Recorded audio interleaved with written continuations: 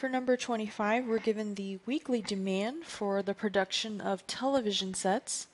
So the price, the value P, is given to us as the unit price in dollars, and X represents the quantity demanded.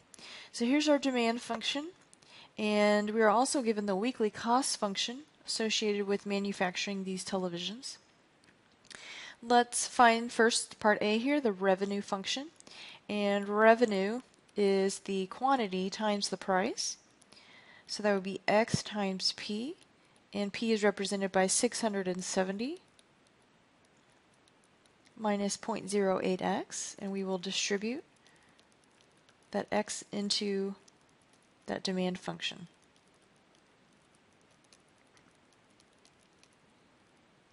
And there's our revenue function. The profit function is given by, say, P of X is the same thing as the revenue subtracting the cost. And we're going to distribute the negative into the cost function or change the signs in that cost function. So the revenue function, we just formed that, 670x minus, and that should be a negative here. There you go. Negative 0.08x squared. Then we're going to subtract off the cost function, which means we're going to change the signs in each of these terms. So this is going to be a minus, plus, minus, minus.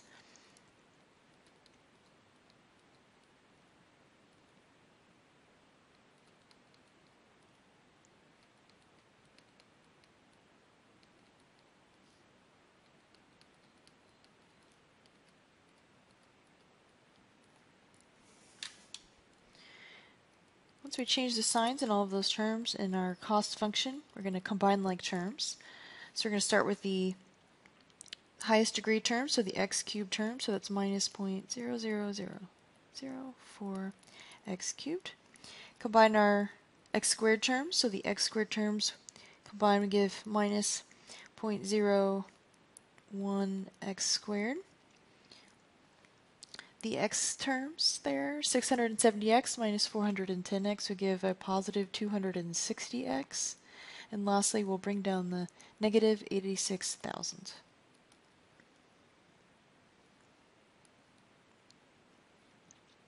So we have our cost, we have the revenue, and we also have the profit function. So for the marginal cost function, we will take the derivative of the cost function. So that's c prime of x. So we're going to use the power rule here. So we're going to bring down the power, multiply it times the value out front, reduce the power by 1. For the second term, we'll do the same thing. Multiply the power out front, reduce the power by 1. And the third term, 410x, the derivative of that would be 410.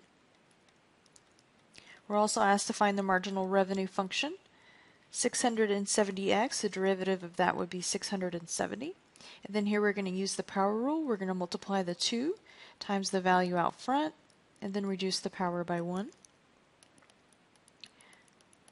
Now the marginal profit function, we're going to multiply the 3 times the value out front.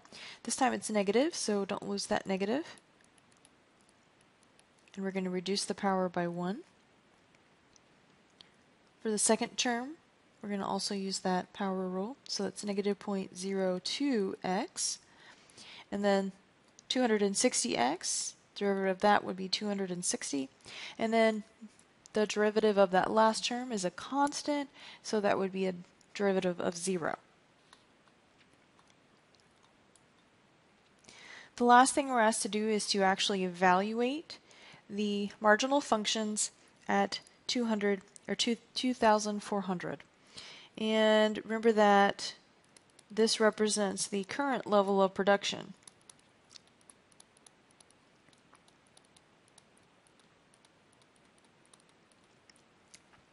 So the cost,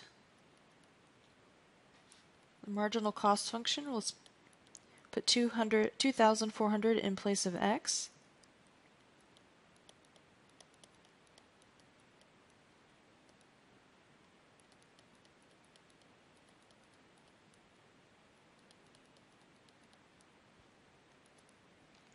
put that into our calculators and I get $143.12, which says that the change in cost with a change in quantity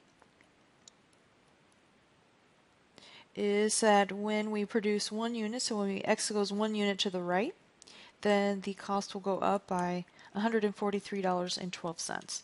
So remember, this is the information that comes from producing the 2,401st unit. So we're going 1 unit to the right. The cost will increase for that next unit by $143.12. So how does this impact the revenue? So the marginal revenue function is right up here.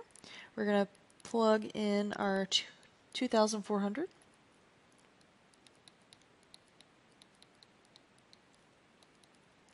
And I get a value of $286. Think about that as a fraction.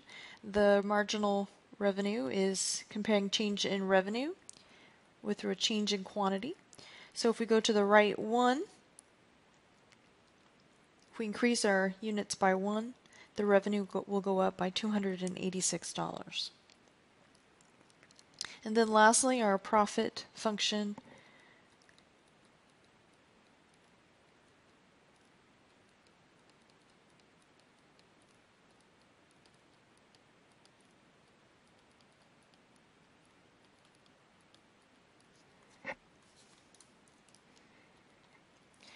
Putting this into the calculator, we get $142.88.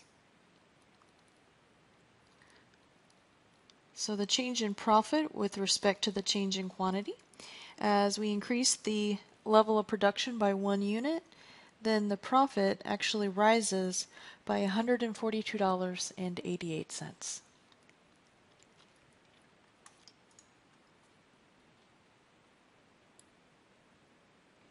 Part D asks to explain what information is obtained by finding C prime of 2,400, and we just discussed that. This is showing us the additional cost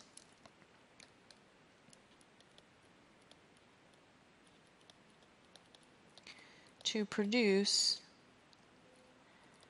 the 2,401st unit. Given that the current level of production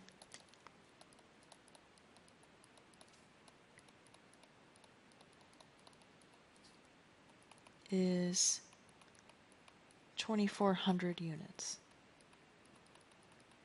So this is the cost to produce 1 more extra unit.